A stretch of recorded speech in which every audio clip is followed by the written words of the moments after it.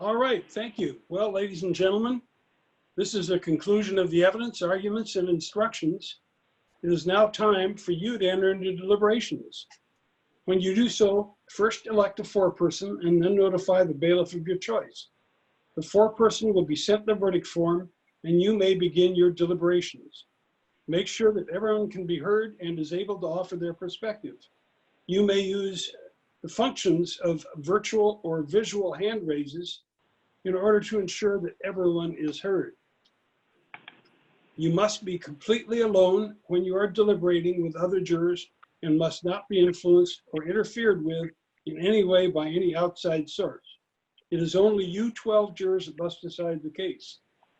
We will give you a verdict form, which I'm going to go through with you in a minute. You must follow the instructions on the form carefully. You must consider each question separately, although you may discuss the evidence and the issues to be cited in any order. And you must answer the questions on the verdict form in the order that they appear. After you answer a question, the form tells you what to do next. All 12 of you must deliberate on and answer each question. And at least 9 of you must agree on the answer before you can move on to the next question. However, if you get beyond question 1, the same 9 people do not have to be the ones that respond. Now, the form was already shown to you once. Let me run it through with you. Question number 1, do you find that Walgreens was negligent? You either answer yes or no. If you answer no, that's the end of your deliberations. You would please date and sign the form and return it to the bailiff, and we'll bring you back into the courtroom. If you answer that Walgreens was negligent, you should check yes. Then you go on to question number 2. Do you find that the negligence of Walgreens was a factual cause in the injuries received by Deborah Mulligan? Again, the answer is either yes or no. Again, if your answer is no, you would sign and date the verdict. The case would be over. If you answer yes, then you would go on to question 3. And for purposes of this trial right now, just assume that she was injured and that there are some injuries.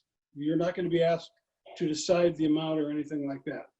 Question number 3, do you find that the Deborah Mulligan was negligent? Yes or no again. If your answer to this question is no, then that would be the end of it. You would sign and date the form and return it to the bailiff. If your answer is yes, you would then go on to question number 4. Do you find that the negligence of Deborah Mulligan was a factual cause in the injuries she received? Again, yes or no. If your answer is no, then you would sign and date the verdict and return it. If you answer yes, you would go to the final question, number 5.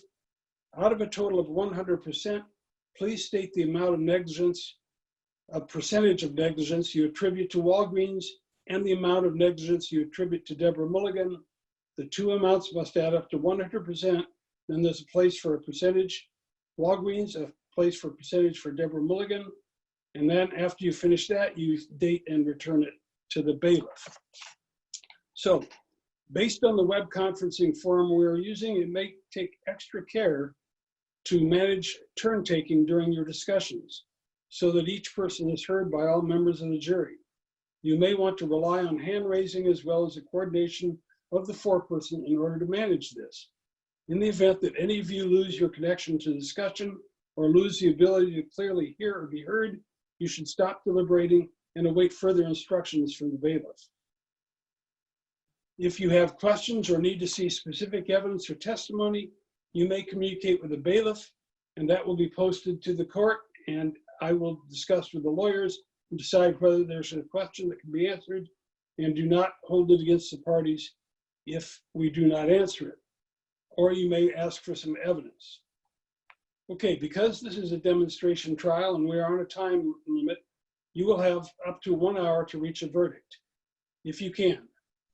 When you have finished filling out the form, your presiding juror must write the date and sign it, and then notify the bailiff that you're ready to present your verdict in the courtroom.